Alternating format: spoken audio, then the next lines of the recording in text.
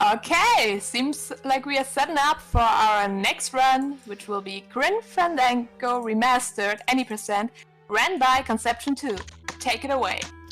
Thank you very much. Yes, my name's Conception 2, and we're going to be running Grim Fandango. The remaster version came out in 2015. So if you're unfamiliar, this is a very fun point-and-click adventure game, but it's not so simple as you might think. It's not just solving the puzzles. There's a lot of tech to it, which we'll get to demonstrate here. But for now, we can just get started.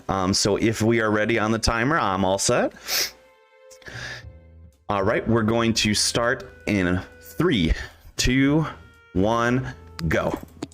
Good luck with your run. Thank you so much. So, if you're unfamiliar, Grim Fandango, we're playing as the main character here. His name is Manny.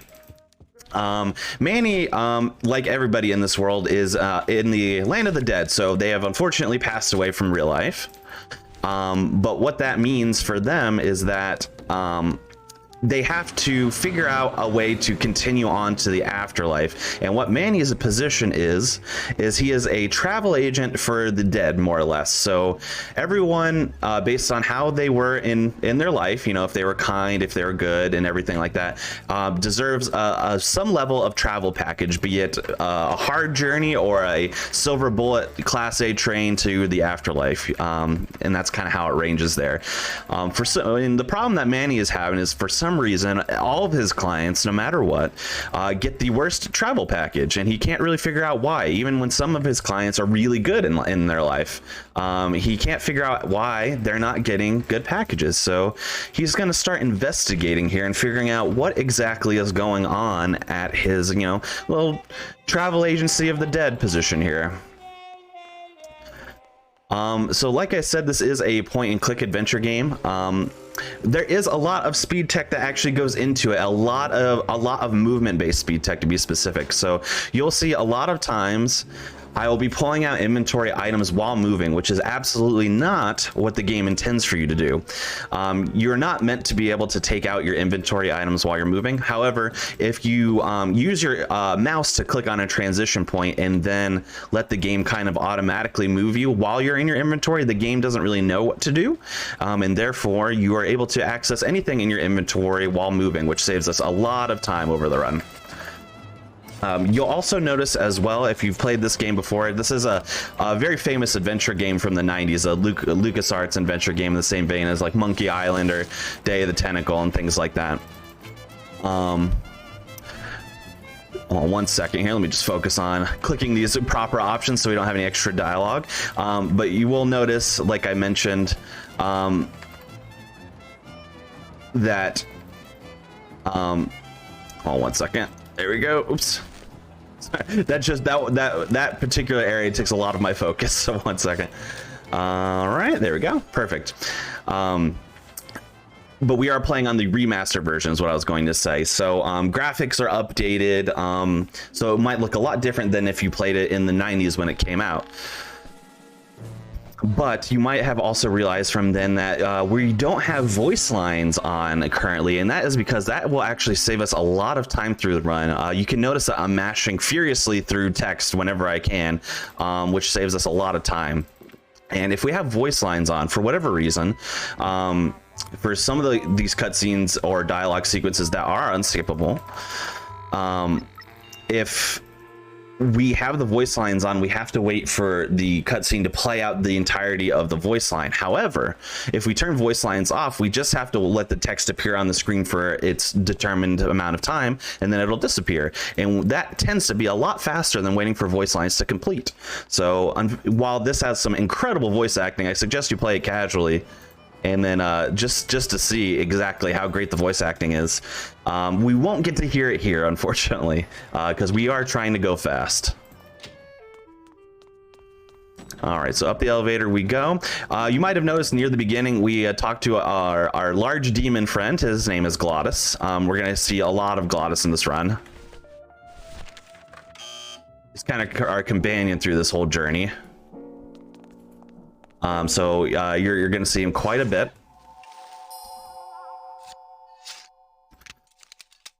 skip this cutscene here.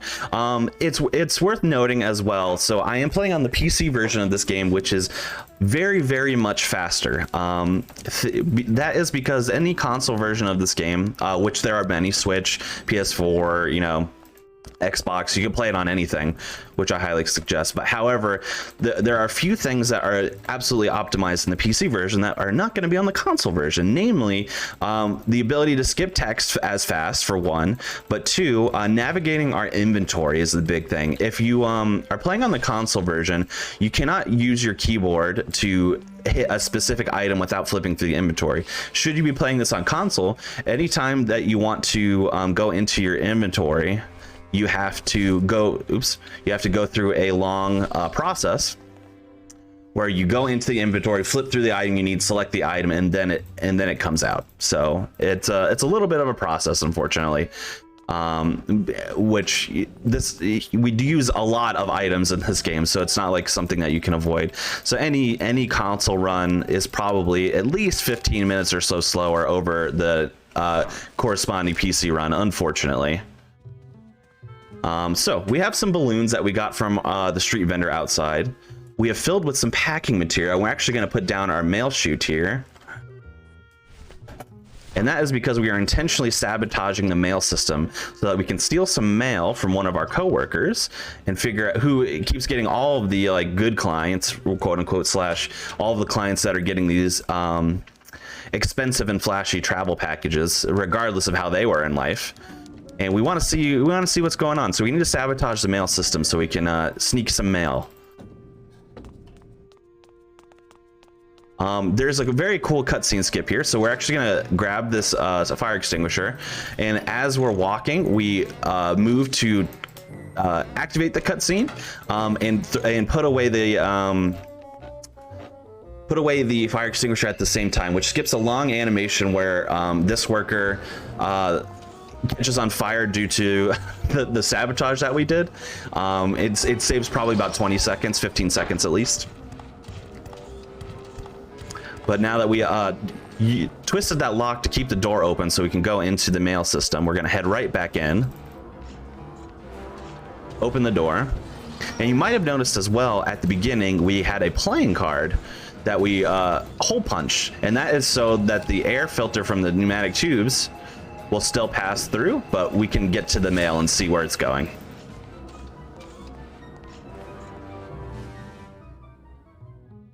All right, so some more cutscene skips there. This person that was in our office, her name is Meche. Meche was spectacular in life.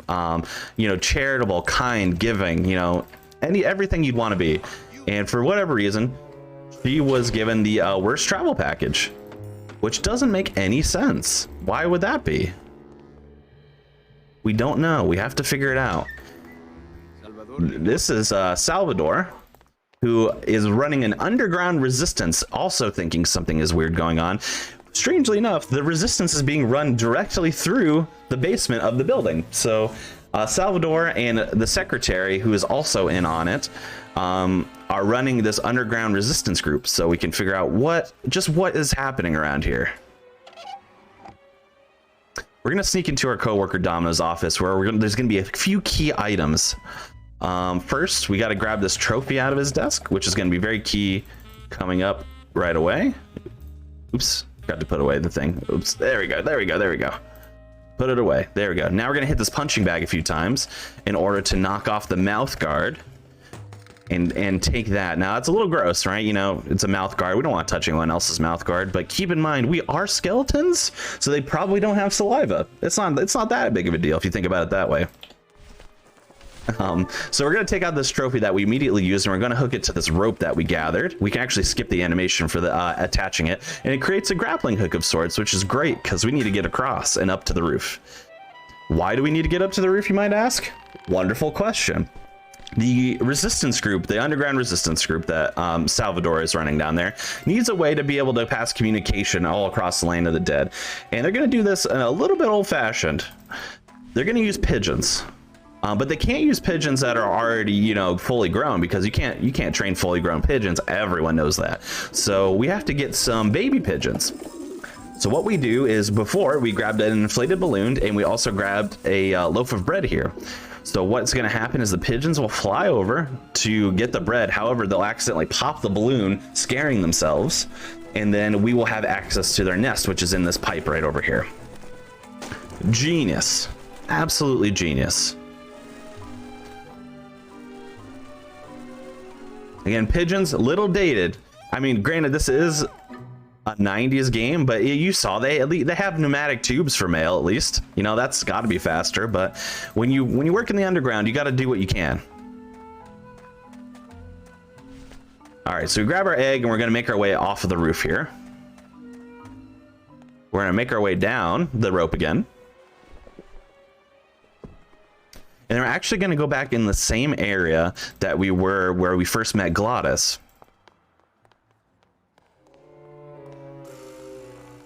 We're actually going to take out that mouth guard from before.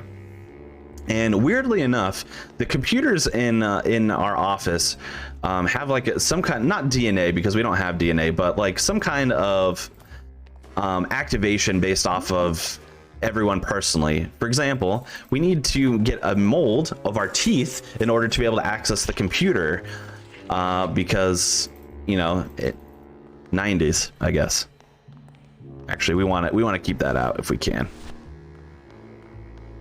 Come on. Keep walking, Manny. So we're going to keep that out. We now made a mold of our teeth. We're going to head back into the resistance base. We're going to give that to our resistance people here so they can get into the computer and start doing some espionage. So lore-wise, what's happening here is we're actually about to escape from this area. We've been fired for asking questions and, you know, tampering with the mail and all that. Makes sense, kind of. And now we need to escape because we were meant to be trapped in that room, but luckily the resistance leader helped us out there. So we have to get out of here, and not only do we have to get out of here for our own safety, Manny has felt an attachment to Meche from his office here, and he really wants her to get the package that she deserves, but unfortunately she just started on a 4-year-long journey to get to the afterlife, basically on foot, because she got the worst travel package, which is just not ideal. So not only are we escaping for our own safety, we need to find Meche so we can get her the ticket that she deserves. So we grabbed a few of these bones from this pile, put them in our pocket for later, and then that's actually Glottis's heart that was stuck to the web. Glottis can be a little bit dramatic at times, kind of ripped his own heart out and through it, but that's fine. We love Glottis. By the way, Glottis, and I think everyone here would appreciate this, is a speed demon, as you can tell. So his heart is kind of like a motor in a way. And then what Glottis does for us a lot of times is be our like getaway driver in this rocket car of sorts. So that's Glottis's function. Keep note that we run into this sign here. That'll be slightly important for later. Now, I always love bringing this part up. So this run is broke up into 4 years, basically. Like I had mentioned, Meche is on a 4-year-long journey. That process, if you get the bottom base package, is it takes 4 years to get to the afterlife. You have to kind of work your way through it, find ways to get to the afterlife gates, you know, by maybe earning your time or, you know, figuring it out and journeying on foot. It takes a long time. So the run is also broken up into 4 years. We're still in year 1 for right now, but coincidentally, I believe every year has one small RNG point. You wouldn't think RNG exists in a point-and-click adventure game, but it sure does. And this is going to be kind of the RNG point for year 1 here. We have to solve this tree Parm puzzle, and I'm actually going to focus a little bit on it, and then I'll talk a little bit more about it. 1 second.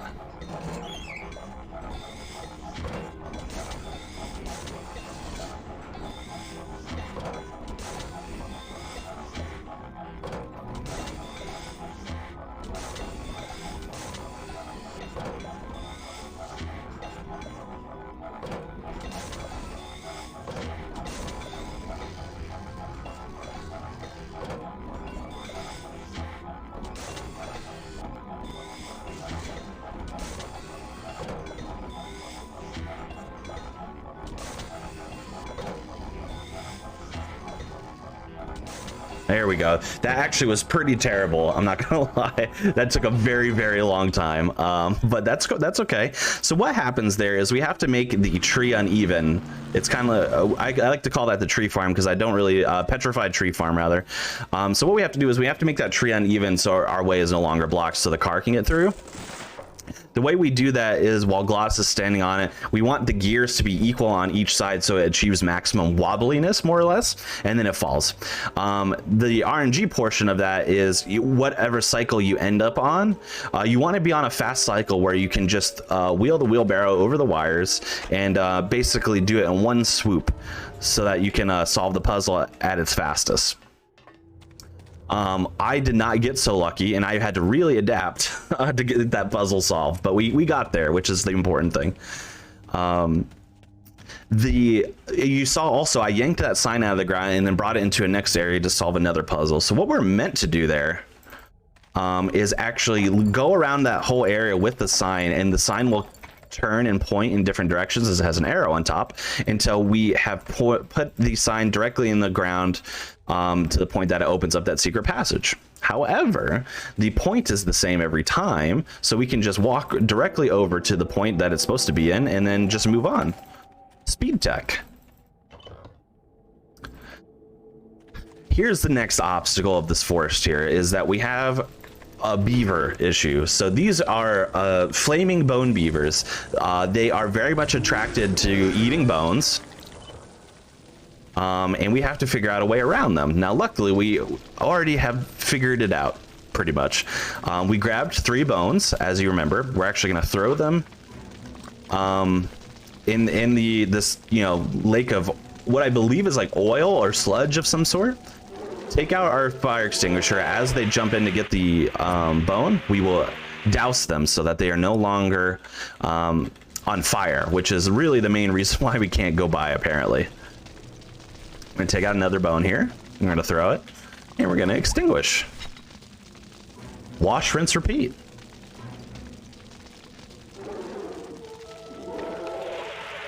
And you guessed it, you saw 3 beavers. We got to do that one more time. One more time for you.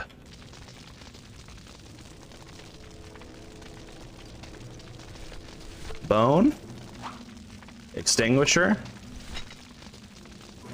There's actually a little bit of RNG as to how fast the beavers move up the rock as well, so that can actually throw off our time a little bit. Luckily, we got decent cycles on that so that the beavers move a little bit quickly.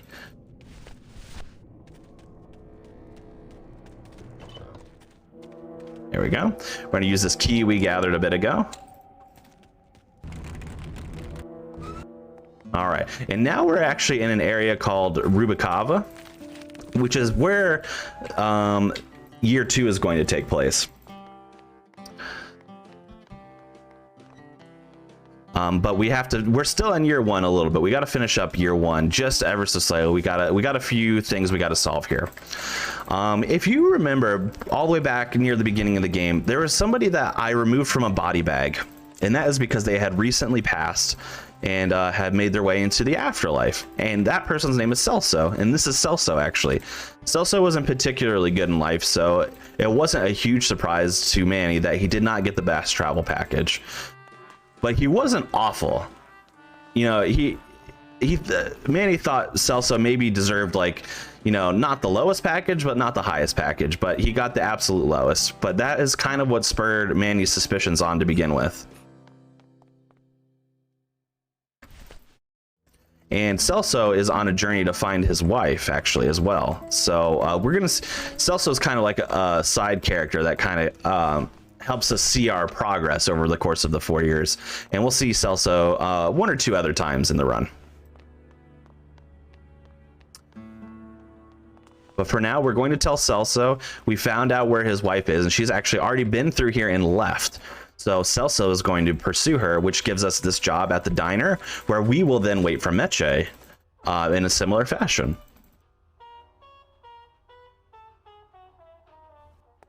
And now we are in year 2. Now, in terms of length, year 1 is a decently normal length, you know, in comparison to year 2, especially. Year 2 is by far the longest. and then year 3 is by far the shortest. So we do some movement between here. Come on. So in the year since we have now been here from our old position, we've actually turned that little like diner looking thing into a cafe and casino. Rubikava has really come up lately, so there's been some changes. Oops.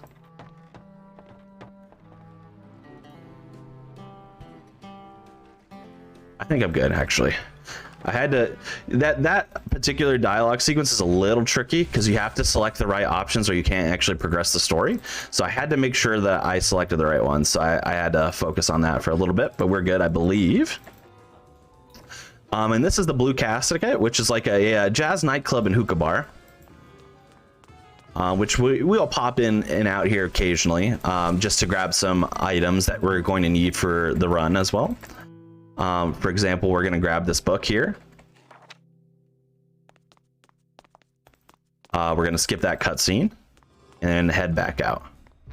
We got a trusty elevator, luckily, that will take us basically back up to the front where we were, our cafe.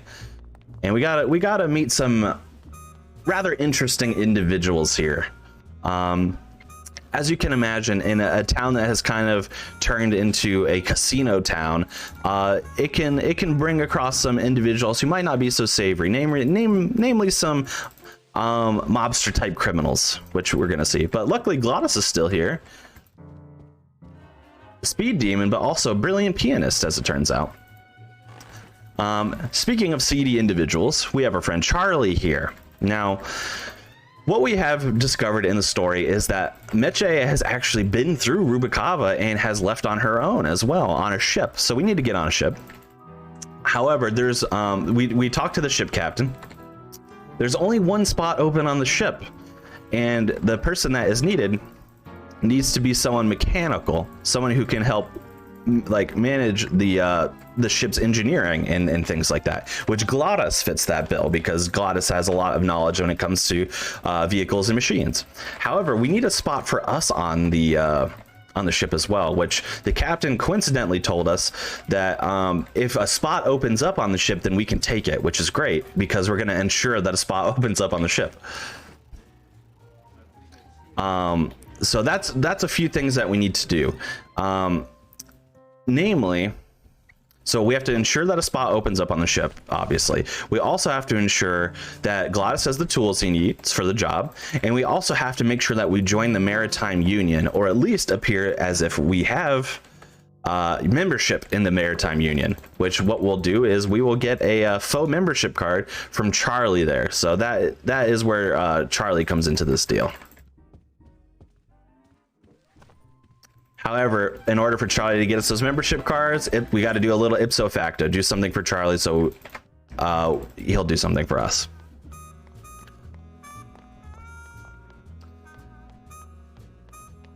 Oop, there we go. So we're going to head on. So like I said, this is turning into a casino town, and not just based off the little casino that I have in the basement of my cafe here at Calavera Cafe.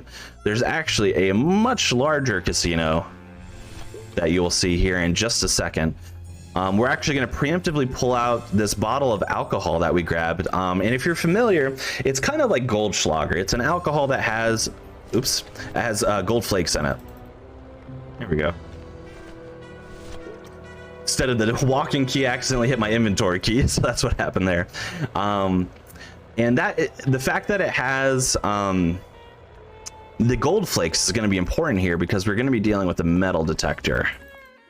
Now, this is a security guard here has a bit of a crush on us.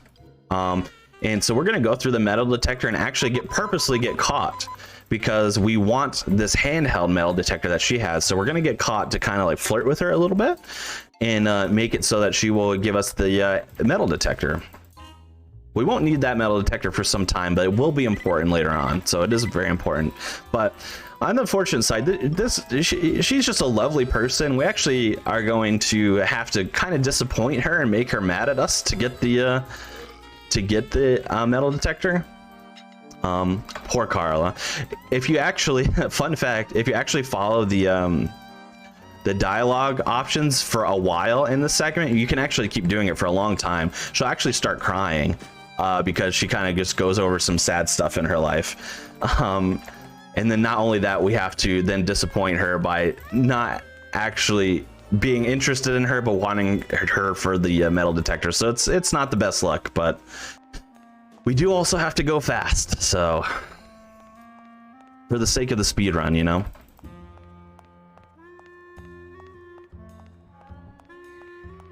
All right, so this is like I mentioned, not only is this a casino, but one thing that they can bet on is races, right? So you know, normally you would expect to see like a horse race or maybe a dog race, but this is actually a giant cat race. And as you can see, we got giant cans of cat food as well as a giant litter box, unfortunately, which happens to be where that metal detector was thrown into. So we're going to use our scythe to pick it up, as yeah, we don't want to deal with giant cat poop. Yeah, this game's a little quirky, but it's very, very fun. I always highly suggest people play it casually because the story is really great and things like that. And it's just a fun, charming, good time. All right, we're actually going to head into the High Roller Lounge, which Charlie was able to give us access to, thankfully. And here we're going to talk to Nick, who is kind of like a mobster lawyer type person. And for some reason, this is one of the longest cutscenes in the game that we cannot mash through text or skip through faster. So if we happen to have any donations or plugs during this time, now it'd actually be pretty good.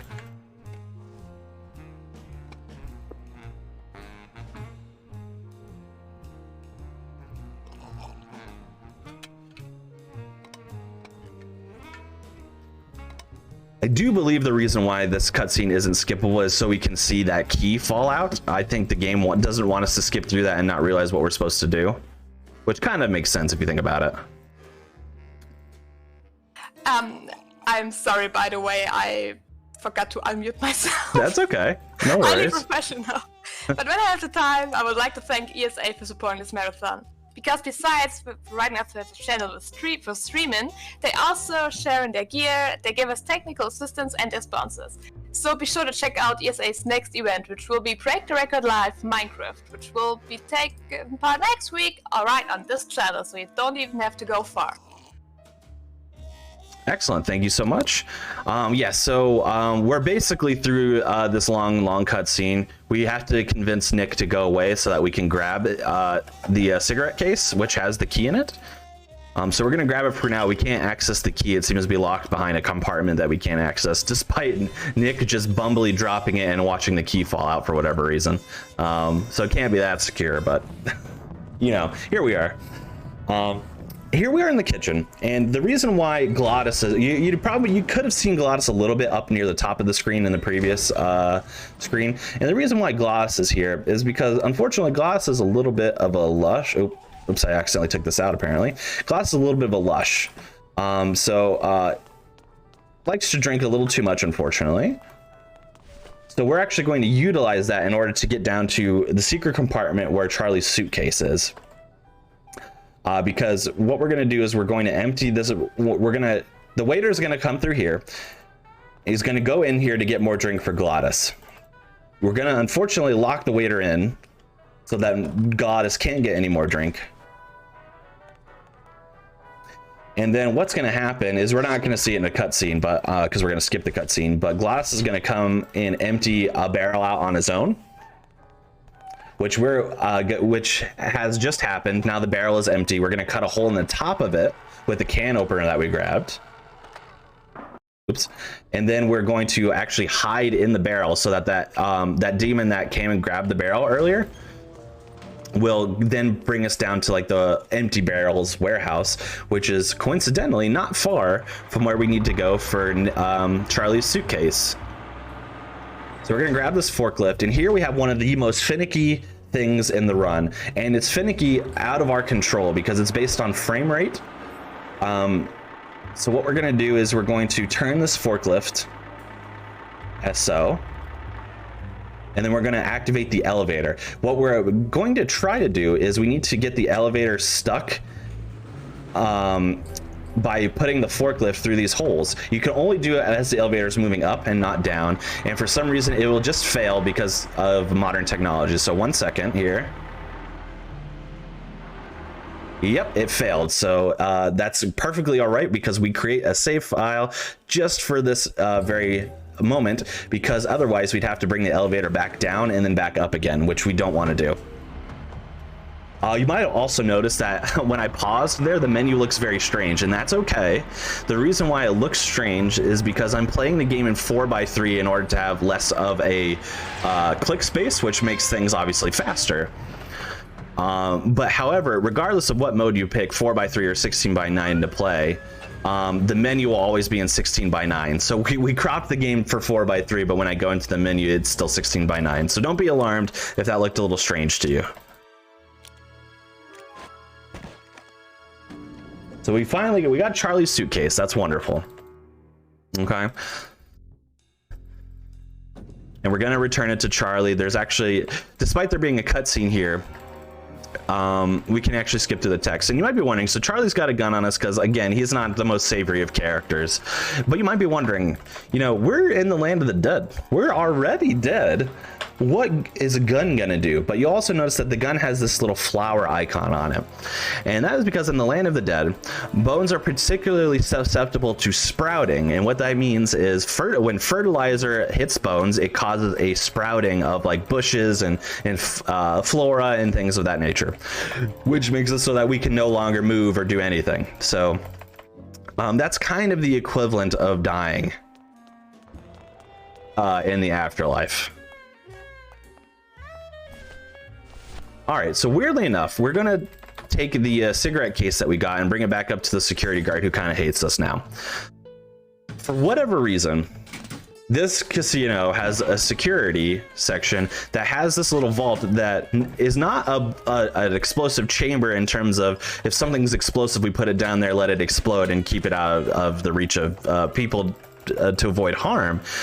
But when it's a bomb chamber in the way that if you put something down there, it bombs it and explodes it for whatever reason.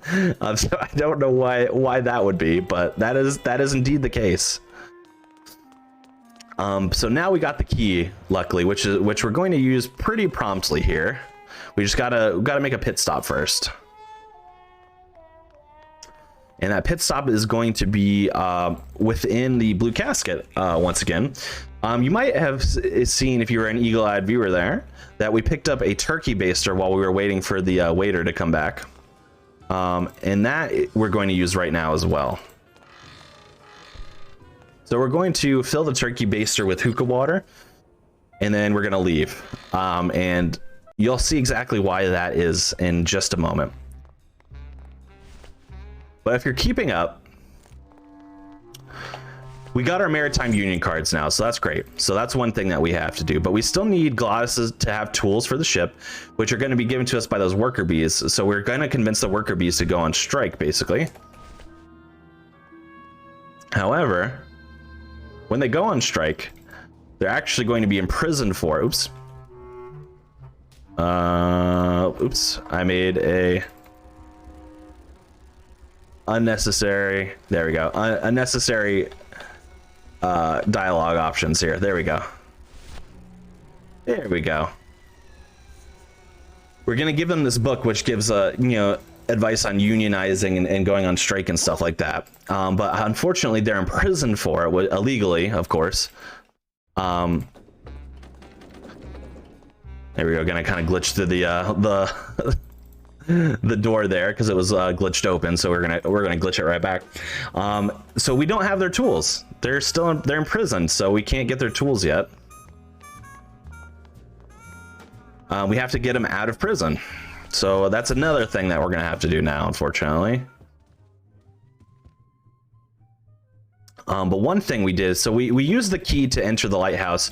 We actually skipped a cutscene where there was a body up there, which is the body of Nick's girlfriend, or Max's girlfriend, who's kind of like the head of the casino. which is obviously problematic. But they, as she died, she gave us a coat check ticket, which we then took to our coat check person here. We got a specific code out, which gives us a tattoo card. And we're like, okay, so what does this mean? You know, we're going to take the tattoo card on over to the tattoo parlor and see if the tattoo artist has anything to say about it. You know, you just got to follow these, you got to follow these chains. It's an investigation. It's a noir. We got to make it mysterious and figure out what's going on here. There we go. Come on, Annie. Get through that door. All right. So on to the tattoo parlor. Now, if you recall, I just grabbed a baster full of hookah water, which is obviously pretty gross, not something you'd want to drink normally. And the reason is being, if you remember, I said we have to make it so somebody does not show up to work on the ship because we need a spot on the ship for ourselves. So that's what we're going to use the hookah water for. And coincidentally, in the tattoo parlor is one of the sailors named Naranja. So what we're going to do is Naranja is getting a tattoo and he has a drink. We're going to poison Naranja's drink with the hookah water to make him ill so he won't show up for work. So we gotta do that a couple different ways here. So we're going to open the fridge, which is going to make it so that the needle goes a little crazy, which is going to distract Naranja enough so that when I put the liquid in his bottle, he won't notice. Despite me standing directly next to it for whatever reason. But yeah, unfortunately, it looks like you could make that cycle earlier. You actually cannot. You have to wait for the animation to complete. So it's a little deceptive looking there. So Naranja passes out, which you'd think, great news for us, right? Naranja's not going to show up for work, so we're going to have a spot. Unfortunately, the tattoo artist is going to give a call over to the captain and say, I got Naranja here. He just passed out drunk, but I'll make sure he gets up in time for work. So that doesn't fully help us, unfortunately. So what we're going to do is we're going to grab Naranja's dog tags, which will be important for a little bit later. There we go. And this is the only time we actually have to flip through our inventory to get to something. And that is purely because we actually have so many items that, and usually items are bound to our number keys, right? So one through 0 even included. But because we actually have more than 10 items in our inventory at this point, we couldn't get there by key binding. So we actually have to flip through our inventory to get to the item we need. For some reason as well, our head glitches out. I have no explanation as to why, but it always comes back when we start walking again.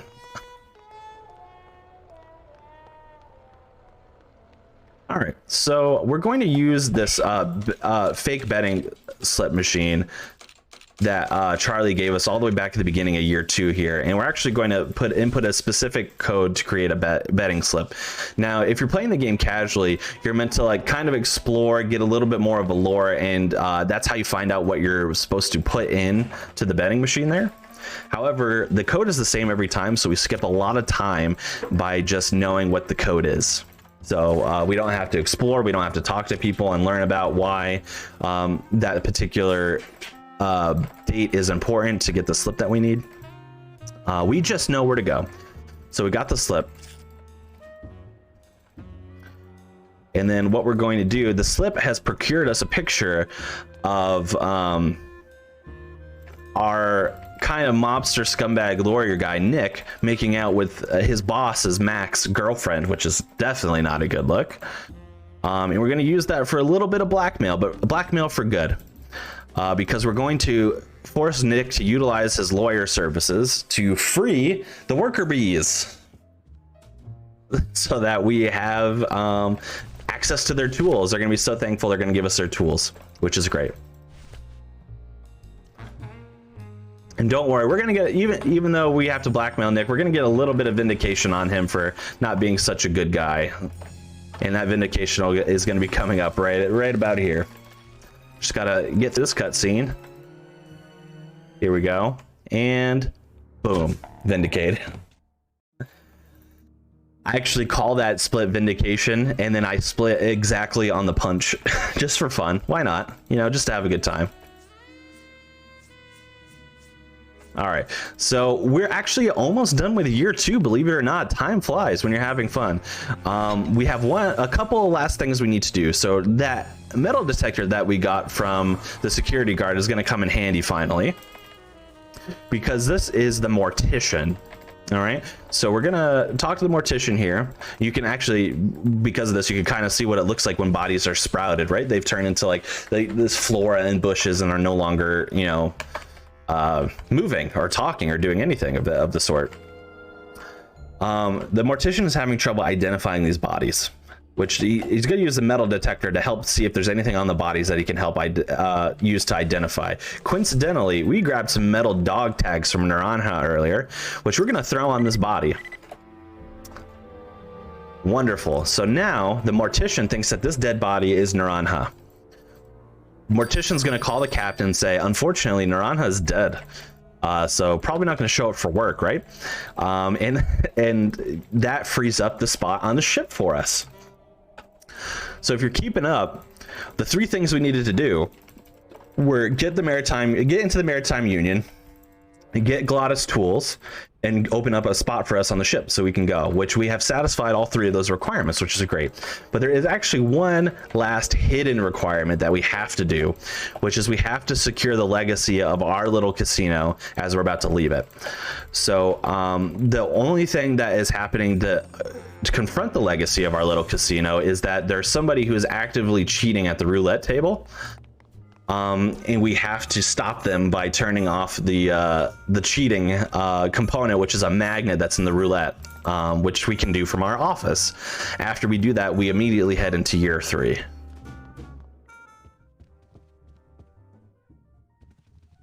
All right, so this is the RNG component of year 2, by the way. I'll go into it a little bit more. Actually pretty fast. Okay, so the reason why that's RNG, so the roulette table, it's RNG as to what phase you're on in the roulette table. So you could be like right at the beginning, you could be halfway through a cycle, which you can't skip through. You know, you could be at all kinds of different levels, and for some reason, depending on where you are in the cycle, the turning off the mechanism won't work until you start the next cycle. Luckily, we coincidentally got in right at the beginning of a cycle, but we still had to mash through some text. That's why it wasn't fully optimal, but pretty optimal. But here we are in year 3. We took the boat here, but we actually got trapped by Domino. If you remember who Domino is one of our co-workers all the way back from the beginning. Domino has kind of pinned us down by capturing our ship. But we're going to find a very creative way out of this by splitting our ship in half. And then taking the side that has the motor. If you, like me, thought, you know, that probably wouldn't work. Don't worry, we're going to be vindicated, because it doesn't really work out that well. It works out well enough for them to get away, but not well enough for them to fully escape, which we're about to see here. So we split the ship in half. Let's take this side here.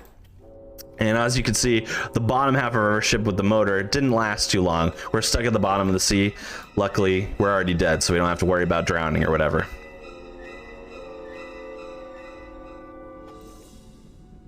So, fun fact. So this little creature here with the lantern on its head is going to be very important for us. We have to make sure that we talk to him on this first time around. If for some reason I forgot to talk to him, he has to walk all the way around and then come back, and that takes like 45 seconds or something like that. Something so incredibly slow. We needed to make sure that we talked to our friend there, and our friend's going to help light our way, which is great. So we're trying to figure out a way to get out of this underwater mess. And luckily we see what appears to be a submarine, but it's guarded by a giant octopus, you can see there. So that's not going to quite work out. But unfortunately for us, we're going to try and circumvent the octopus to get onto the submarine, and it's not going to go well. We're going to quickly find out that the submarine and the octopus are in on this together, and we're going to get captured by the octopus in the submarine and brought to Domino's lair. Because coincidentally, the octopus and the submarine and Domino all work together. So interesting stuff here.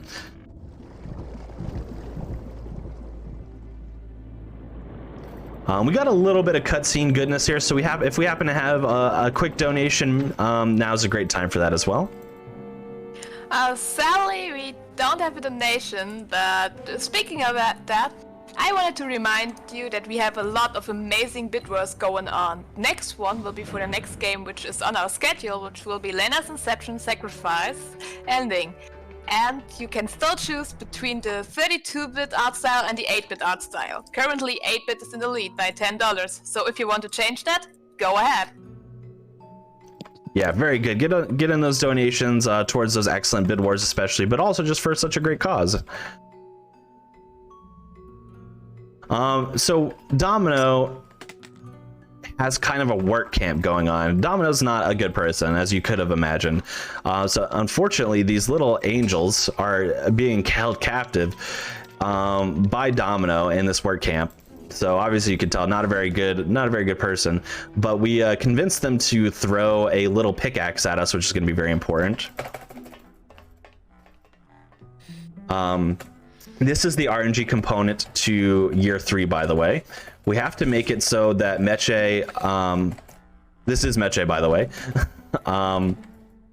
Meche will drop some ashes onto her own leg by accident instead of the ashtray. And that is because we need the stockings that she's wearing. And we need them to be able to trade for some very useful items. There we go. So the reason why it's RNG is all dependent on where you get into the run and what cycle it is. So unfortunately, it took us three tries to get it, but you can get it on the first try, which saves us a lot of time. Unfortunately, we didn't get that though. But finally, we have our stockings. And the little pickaxe that we grabbed at the beginning, as well as the stocking, are going to be 2 items that we trade here. Unfairly so, if you ask me, because we're going to get way better deals for the 2 items that we have. But we're going to grab these items. We're going to head on over here. We're going to talk to our friend here, who is our little lantern buddy. We're going to trade him this tiny little pickaxe for this high-powered drill that he's using. But, you know, he seems to be happy with it, I guess. And then we're going to trade him the stockings that we got for a gun. Make it make sense. Make it make sense, UKSG. I can't. But it's very useful for us, so I'm not going to complain too much. And then we're going to return to Meche, who, like I said, by the way, that is Meche. And Meche is also being held captive by Domino here. This is a very interesting thing going on here. I've never seen this visual glitch before, where like I just was like holding something inside myself. Yeah, but Meche is also being held captive, so we need to not only free us, but we need to free Meche as well, which is what we're going to be doing. Meche is being now held in this vault. And there's actually a little bit of a puzzle here that I'm going to just solve, and then I'll kind of go into it a little bit more after. So 1 second here while I just focus on this.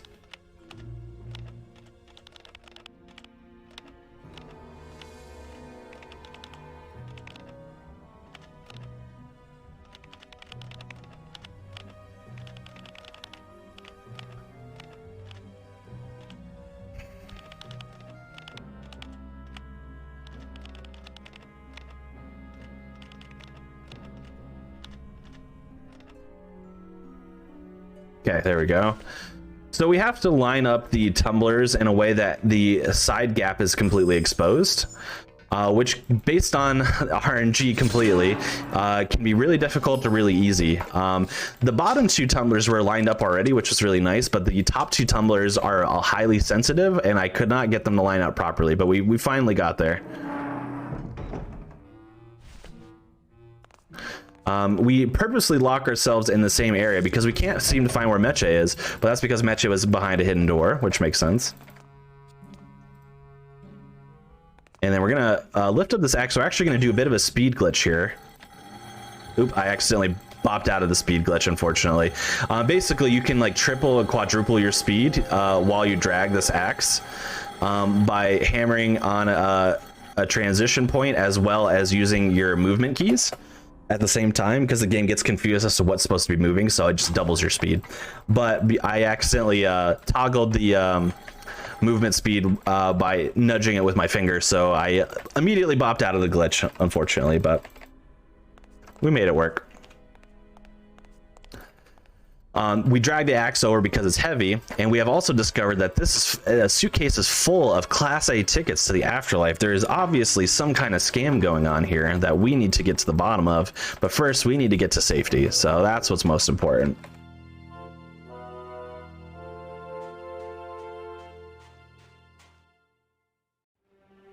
So Meche, we've got Meche safe, and we don't see it because we skip all the cutscenes. But Glottis was actually thrown off a cliff, so at this time we believe Glottis to be no longer with us. However, we're going to find out that quickly that is not the case. Luckily, Glottis was able to fall on a wrecked ship below.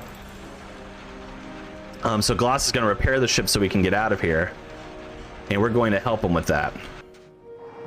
Even before we know that Glottis is alive, we're going to help him with that. So we're gonna grab that, we're gonna go up into the crane and make it so that this bucket drops here.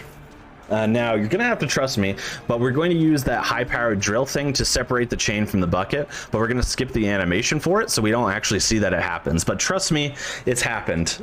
This chain and this bucket are no longer connected. But we're gonna head back up into the crane, and we're going to raise and lower the chain again so it gets caught in these spinning gears, because these gears are what we're going to use to help repair the ship.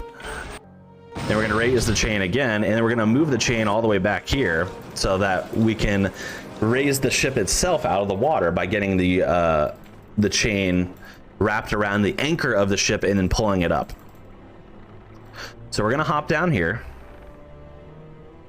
The reason why we have to walk so slow there is because we're fighting the current. And that is, the current changes when we flip this lever. So there's the chain. We got it down near the anchor. We're going to flip it again to reverse the current so it gets all knotted up. Like that. And then flip it a third time so that the knotted up chain moves forward and coincidentally hooks right around the anchor.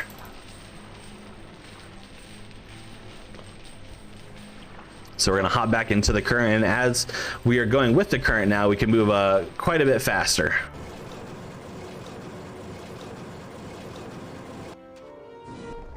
All right, so now we got Glottis, we have the ship. The last thing we have to deal with is Domino, which we're not going to deal directly with Domino. We're going to wound the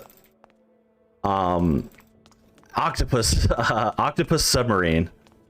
And we make it so it crash lands.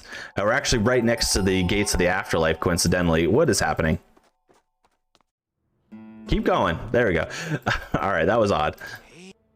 All right, so we grabbed this mug in one of the coffins that has crashed with us. That's filled with that same packing material that we used at the beginning of the game to sabotage the mail system in our office.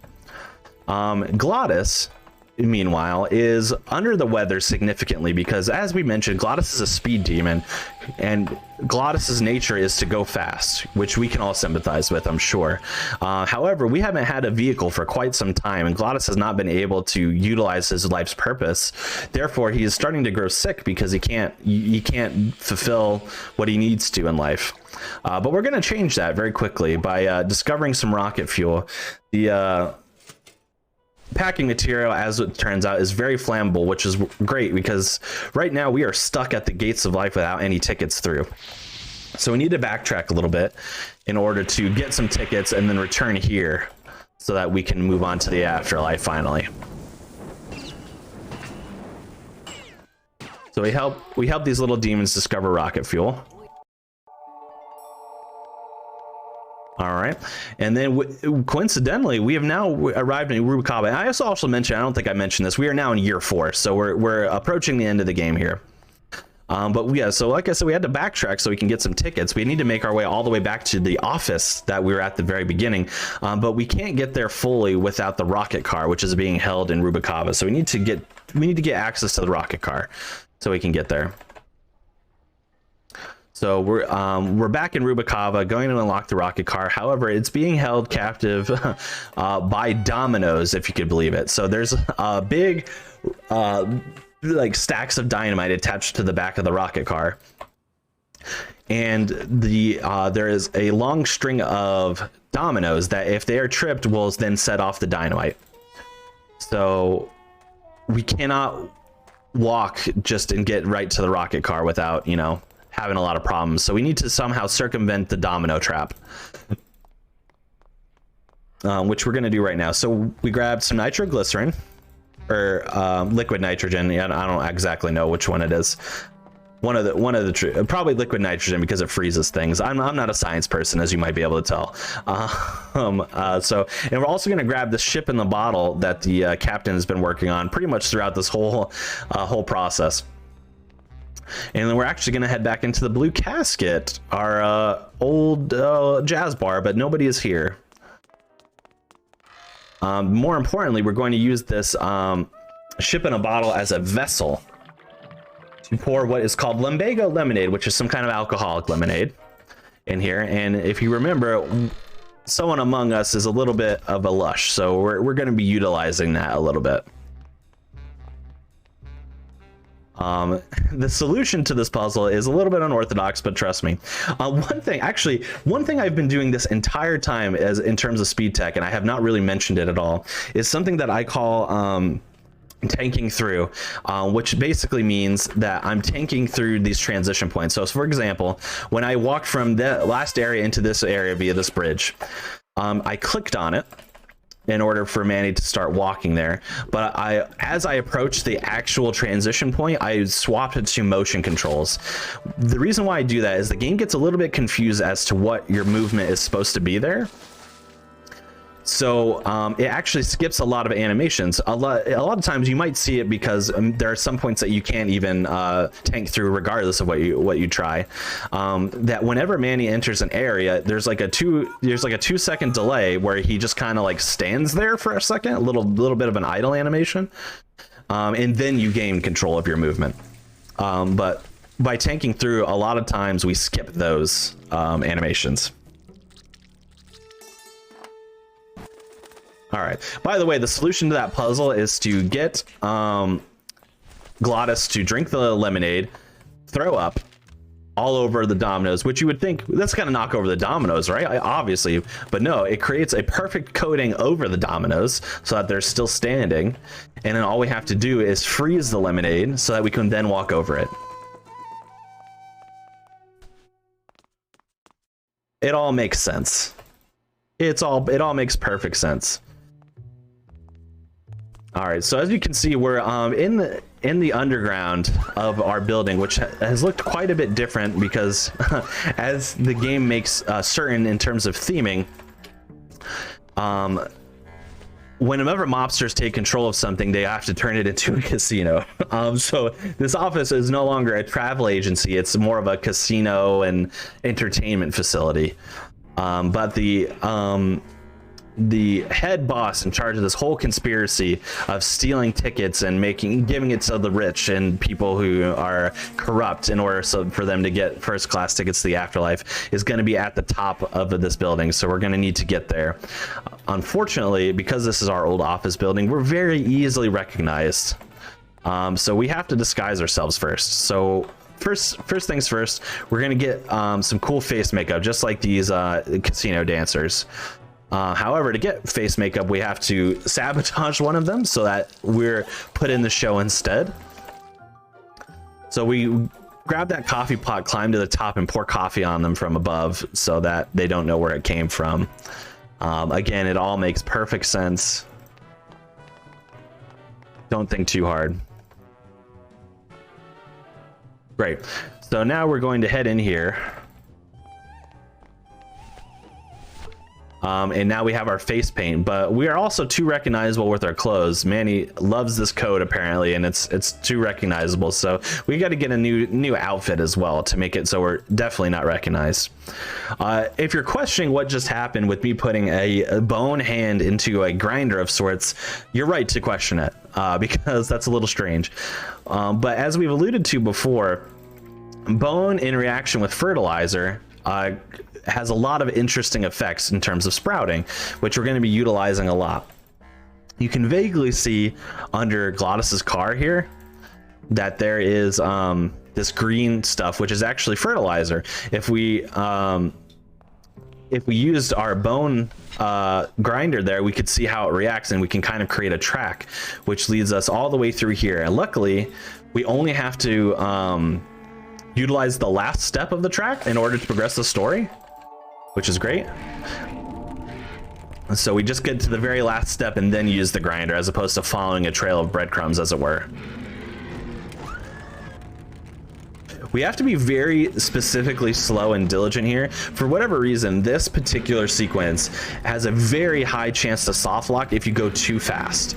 That means, for whatever reason, the game forces you into your inventory in order to pull out the remote that controls the hydraulics of the car, as opposed to just like pulling out the remote normally, like we've been doing with all of our items. But for some reason, that inventory scene is particularly glitchy. So if you try to back out of that screen too fast, you soft lock there all the time. So we have to take things purposely a little bit slow. But then we hydraulic the gator's tail down so we can pass right on by. And this is the florist, who is kind of like a weapon supplier to the mob boss.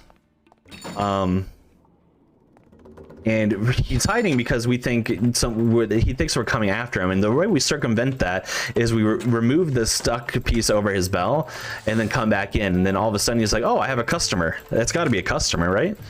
And he supplies us with some gun and ammo. Another disappearing head glitch for no reason for a second.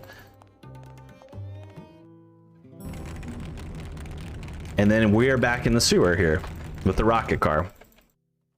So now we have some ammo, we have some face paint. We still got to get a different outfit so that we can approach the mob boss here. Mob boss's name is Hector, by the way. So if I refer to it as Hector going forward, you'll know who I'm talking about. So we got, like I said, we got to get some outfit. We have to get some outfit. That's not a sentence, but you know what I'm trying to say. We got to get a new outfit. So the way we're going to do that is we're going to head down here. And this is Meche in disguise. And what we're going to do is we're going to tell Meche to give us this toga that she has in her hand. And we're actually going to throw it over Charlie's head. This is Charlie back from year 2, if you recall. Big casino guy. And while Charlie is indisposed, we're going to talk to the secret operative over here. You're meant to talk to him before you throw the toga over Charlie, but you can actually talk to him during it because Charlie has to go through this long rigmarole of getting out of the blanket on his own. So while we're waiting for Charlie to do that anyway, we'll just complete this conversation, which saves us time. And then this operative will sabotage the machine here to make it win, so that when Charlie gets out of the toga, he will see that he has won a bunch of money, which means that he feels good to leave the casino now because he's won. For some reason, they'll be ready to go to the toga party now, which is going to cause Charlie to change clothes. And like any normal person would, they're going to leave their clothes in the bathroom, which feels strange, but you know, whatever the case may be, we're gonna get those clothes. And there's actually the RNG point of year 4 is coming up here, and I'm gonna actually focus on it a little bit. So if we happen to have any donations, plugs, incentives, things, anything that we can discuss regarding the marathon, that would be a great time for that.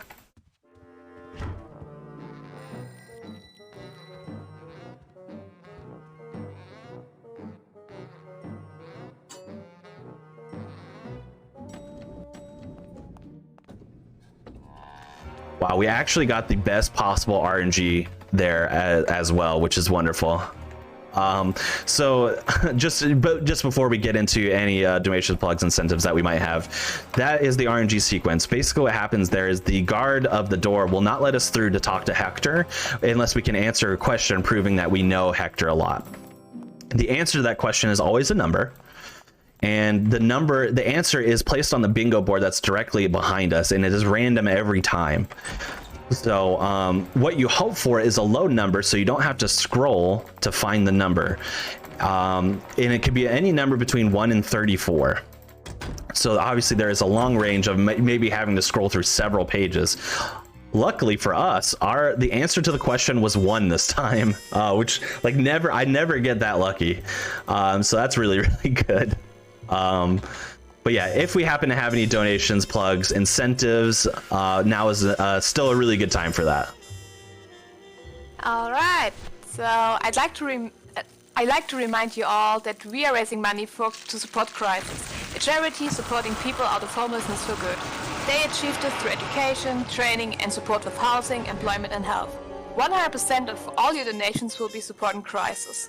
So keep it up, keep it going. It's for a really good cause, especially in times like this. Thank you so much. Yeah, couldn't agree more. A wonderful cause. Continue to get your donations in for this wonderful event and wonderful cause. We're actually getting really close to the end of the game here. This is the last scene that we're going to be involved in the game. So we have about, I would say, roughly a minute or so left, if I had to guess. All right. So we skip a cutscene there where Hector is actually trapped himself inside the greenhouse in order to keep himself safe. And when we approach the greenhouse, he actually shoots us. So we're about to be sprouted. But luckily we had a little bit of that liquid nitrogen left so that we kind of like cauterize the wound so that we don't get sprouted. And so that's how we end up saving ourselves here.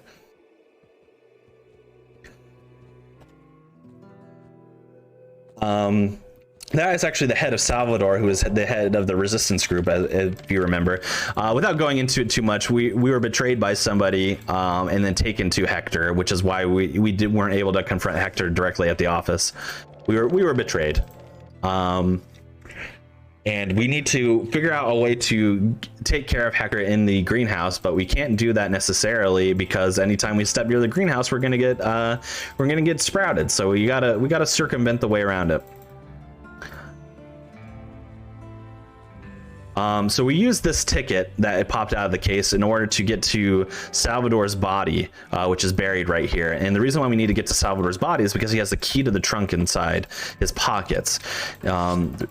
The trunk has some weaponry that is going to be very useful for us. And for some reason we can, while we're going through the animation of picking it out of his pocket, we can also start moving. I don't really know why, but we utilize that. And we're going to grab some weapon and ammo out of the trunk of this car, which you might be thinking, oh, we're just going to use it on Hector, right? We're going to get into a shootout. Not necessarily. We're going to do it a little bit more unique of a puzzle solve here. As I mentioned, by the way, time is coming up very soon, probably within the next 30 seconds or so, if I had to guess. So we're going to use the gun, and instead of going straight to the greenhouse, we're actually going to go over here because if you recall, with the greenhouse, typically it's full of fertilizer, right? Because they have to manage some plants. So we're going to use that to our advantage. Instead of shooting Hector or fighting with Hector, we're going to shoot this tank, which is full of fertilizer, and it's going to fill up the greenhouse. And since we are made of bone, there's going to be a very interesting reaction where Hector is going to be defeated. And time is going to come up after my last input here, so get ready. And time.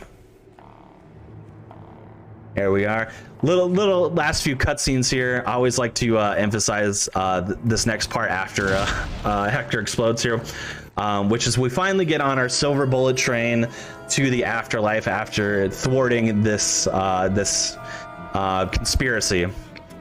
So I just wanted to say thank you so much for the to the UKSG team for having me be a part of this event and helping raising money for such an excellent cause.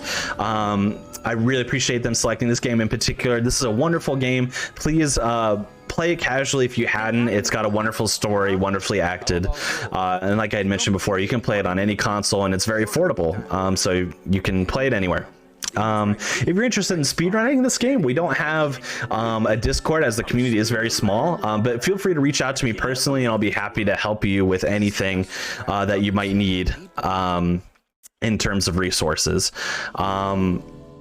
And if you like speedruns of this nature, or I speedrun a few other fun games like Pokemon and Bug Snacks and stuff like that, come on by twitch.tv/conception2, and I'll be happy to have you. But otherwise, thank you so much to the staff and crew for putting on this event, and thank you for having me. Thanks for being here. It was an amazing run. Again, I was really hyped for this game to see it run, and definitely did not disappoint me. I'm glad to hear that. It's really amazing. Thank you. So, if you don't have anything else to say... Nope, we got our plugs out of the way. I appreciate it. Alright! Then we'll be heading for a little intermission to set up the next run, which will be Linkermeister running Lena's Inception. So stay tuned for that.